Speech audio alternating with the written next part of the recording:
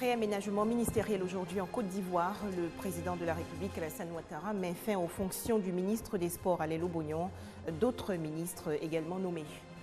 Dans cette édition, nous allons aussi nous intéresser au métier du bâtiment en Côte d'Ivoire, cas du centre de perfectionnement au métier du bâtiment de la commune de Koumassi. Enfin, en Burundi, le président Pierre Nkurunziza destitué, le général burundais Godefroy Niyombare décrète la fermeture des frontières. Madame, Monsieur, bonsoir et bienvenue dans cette édition. Je vous le disais dans les titres, le président de la République a procédé aujourd'hui à un réaménagement du gouvernement. Alassane Ouattara a signé un décret mettant fin aux fonctions de Alain Lobognon en qualité de ministre de la promotion de la jeunesse, des sports et des loisirs. 3 autres membres du gouvernement ont également été nommés.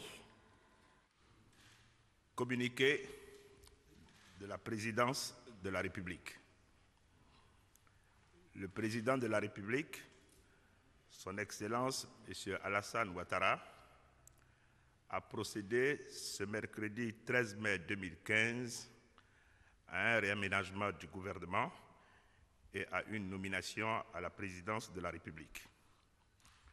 Au titre du gouvernement, le président de la République a signé un décret mettant fin aux fonctions de M. Alain Michel Lobognon en qualité de ministre de la promotion de la jeunesse, des sports et des loisirs. Par ailleurs, sur proposition du Premier ministre, chef du gouvernement, le président de la République a signé des décrets portant nomination de membres du gouvernement. Ainsi sont nommés ministre du Commerce, M. Jean-Louis Billon, ministre des Sports et des Loisirs, M. François Albert Abichia, ministre de l'Entrepreneuriat national, de la promotion des PME et de l'artisanat, M. Anzoumana Moutaye. Au titre de la présidence de la République, le président de la République a signé un décret portant nomination de M. Sidi Touré en qualité de ministre délégué auprès du président de la République, chargé de la promotion de la jeunesse et de l'emploi des jeunes. Fait à Abidjan le 13 mai 2015. Je vous remercie. Et pour terminer, l'actualité gouvernementale, ces images du Conseil des ministres tenues cet après-midi au palais présidentiel, et cela sous la présidence du chef de l'État Alassane Ouattara. Plusieurs sujets à l'ordre du jour relatifs au développement du pays. Un tout autre sujet à présent, et on va découvrir ensemble l'univers du bâtiment. Ce secteur propose des métiers passionnants et qui embauchent carreleurs, charpentiers et autres maçons. Dans le district d'Abidjan, plus précisément dans la commune de Koumassi, le centre de perfectionnement au métier du bâtiment forme de jeunes apprenants. Cynthia est une passionnée du bâtiment. Elle est inscrite en première année de BET au centre de perfectionnement des métiers du bâtiment. Pantoron, deuxième année, partage cette même passion depuis son enfance. Pour moi, ça se passe bien. Moi-même, j'aime le carrelage. J'aime ça, j'adore ça même. Partout où je passe, je vois les carrelages sur les murs. Bon, ça m'a attiré à le faire. Au centre de perfectionnement des métiers du bâtiment de Koumassi, la question du genre n'est pas un problème. Les filles s'intéressent de plus en plus à ces métiers. Quand je vois mes camarades pour la pause, je me suis dit, ah, si les garçons font, pourquoi moi ne pas faire aussi? Situé dans la commune de Koumassi, zone industrielle, ce centre existe depuis 1963. Ici, nous recevons des élèves à partir de la classe de 3e pour différentes filières. À la fin de notre formation, nous avons une banque de données de nos anciens stagiaires. Certaines entreprises de la place nous font appel et nous essayons de les satisfaire. Nous avons également des cours de perfectionnement destinés aux travailleurs du secteur du bâtiment qui souhaitent se perfectionner. En plus de la formation théorique qu'ils reçoivent, ces élèves font aussi de la pratique en atelier. On y accède soit par voie de concours d'entrée, soit par orientation ou encore par passerelle.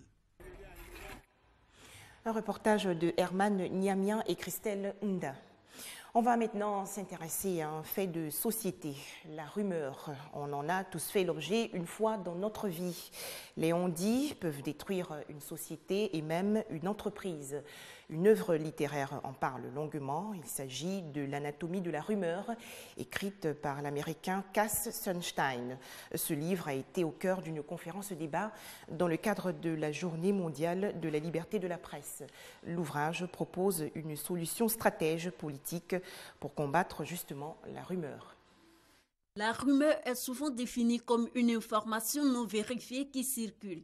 Ce type d'information infondée est parfois perçu comme la véritable information par certaines personnes au point de nuire à tous les niveaux. Comment combattre la rumeur? La recette à travers les pages de Anatomie de la rumeur de Cass Sunstein, auteur américain. L'auteur ici, il travaille avec l'administration Obama et du coup, il nous partage son expérience. Et en plus de cela, il fait cette analyse à la lumière de la psychologie sociale et humaine. De ce point de vue-là, en prenant en compte la façon dont l'être humain réfléchit, la façon dont l'être humain agit ou interagit avec son environnement, cela est très important parce que ça nous donne une autre dimension de la rumeur. La rumeur, au-delà de « on m'a dit », vous allez plus loin pour en comprendre le mécanisme et cela vous donne les clés, les outils pour y faire face. Une conférence présidée par le ministre de la Communication, Afoussiata Bambalamine, n'a pas manqué de souligner les dégâts que peuvent causer la rumeur. La gestion de la rumeur en tant qu'homme de médias, un thème qui a été aussi développé. Le journaliste travaille sur des faits, sur des informations vérifiées et recoupées. La loi nous l'interdit, notre code nous l'interdit, donc la rumeur est un instrument à bannir. Nous encourageons donc les journalistes à travailler de façon professionnelle afin qu'ils ne soient pas les vecteurs de propagation de rumeurs. Anatomie de la rumeur, une conférence jugée enrichissante par les participants. Ce sont les rumeurs qui ont fait qu'on a connu cette grande crise en Côte d'Ivoire. Il faut que les Ivoiriens soient dans la réalité, soient dans le vrai, pour ne pas écouter n'importe quoi. Cass Sunstein, auteur de l'anatomie de la rumeur, a enseigné le droit dans les universités de Chicago et de Harvard avant de devenir administrateur juridique de la Maison-Blanche. On faisait le point avec Ami Sissoko. C'est reparti pour les Oscars de la région du Gontougo, dans le nord-est du pays. L'événement en est à sa 4e édition. Il récompense le meilleur acteur de la communication et le meilleur agent de développement de la région. Les explications de Sébastien Ouyen. Encourager et motiver les médias à participer au développement de la région du Gontougo, c'est la première raison qui a vu naître les Oscars du Zanzan. Cette initiative a été améliorée. Les organisateurs sont allés plus loin en y associant le meilleur acteur de développement du Gontougo. Ainsi, pour l'édition 2015, la 4e, le meilleur maître de cérémonie se nomme Yeboah Didier. La meilleure production radio à Staki Morifié et le prix du meilleur journaliste à Azanta Ouattara. Le prix du meilleur agent de développement est revenu à Yeboah Sévérin pour avoir offert à la région une dizaine d'écoles, un hôpital et une équipe de football. Au niveau social, il est très proche de la population. Comme je suis un agent de développement, je vais continuer à bosser plus et puis à chercher des financements pour le bonheur de ma région. Cette nuit des Oscars a vu la participation de l'OLPL et du CNP. Ce qui se passe à Bondoukou depuis 4 éditions maintenant est une bonne manière de célébrer d'abord le métier de journaliste et ensuite on a les hommes de l'année de la région.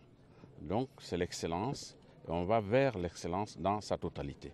À travers les Oscars du Gontougo, c'est aussi l'union des cadres de la région qui est recherchée. Le Burundi ne veut plus de son président. Godefroy Nyambaré, un général de l'armée burundaise, a annoncé aujourd'hui sur les ondes d'une radio privée la destitution du président Pierre Nkurunziza. Ce dernier se trouvait à Dar es Salaam en Tanzanie où il assistait à un sommet est-africain consacré à la crise dans son pays. Situation extrêmement tendue au Burundi après qu'un général a annoncé la destitution du président Nkurunziza, annonce démentie par la présidence qui parle de tentative de coup d'État échouée. Des soldats loyalistes ont tiré en l'air face à des civils rassemblés devant la radio-télévision nationale à Bujumbura, la capitale. Depuis que le chef d'État sortant a indiqué qu'il briguait un 3e mandat, le pays traverse une crise qui a déjà fait une vingtaine de morts. Un plan d'action pour l'immigration et l'asile en Europe. La Commission européenne propose aujourd'hui que 20 000 migrants soient accueillis et répartis à travers l'Union au cours des 2 prochaines années. Mais cette stratégie ne fait pas l'unanimité. Des pays comme la Grande-Bretagne et la Hongrie l'ont rejetée.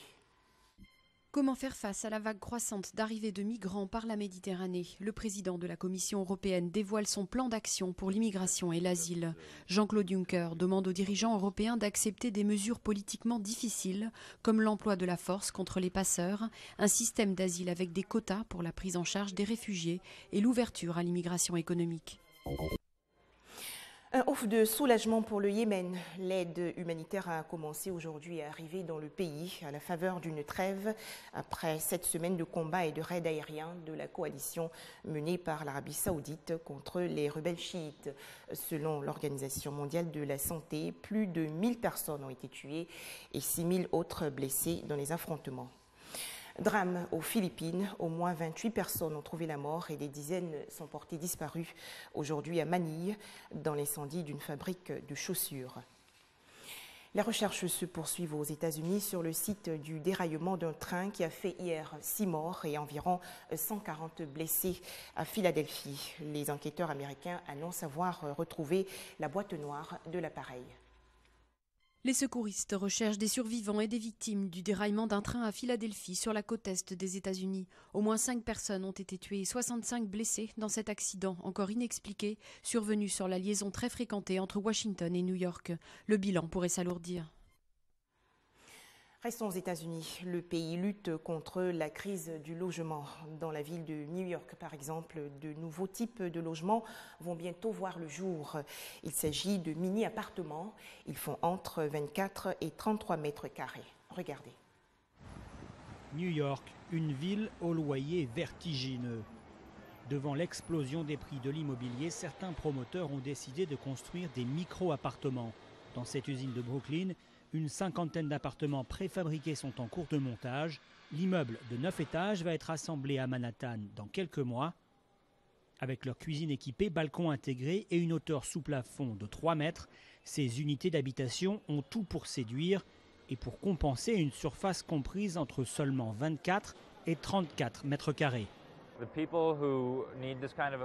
Les gens qui ont besoin de ce genre d'appartement sont pour l'instant obligés de se débrouiller.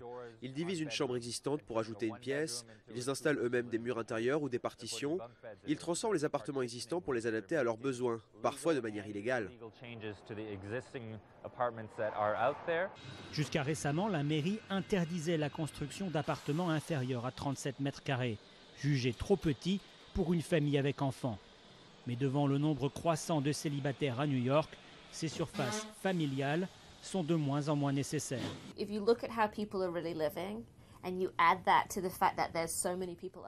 suffit de regarder comment les gens vivent réellement et prendre en compte tout ce qui arrive pour s'installer. Et on arrive vite à la limite de ce qui est faisable dans la ville. En augmentant la densité et en construisant des appartements plus petits, on peut loger plus de monde et aussi vraiment s'adapter au mode de vie des gens d'aujourd'hui. Signe de l'enthousiasme du secteur immobilier, le projet pilote autorisé par la mairie a vu un nombre record de promoteurs présenter leur dossier. En fait, New York est en retard dans la construction de petits appartements. Partout aux États-Unis, à Seattle, Boston, San Francisco, Washington, vous avez déjà des micro-appartements en construction ou déjà finis avec des gens qui habitent dedans. Loger plus d'habitants dans des appartements moins grands, le défi est d'envergure pour une ville qui continue de grandir.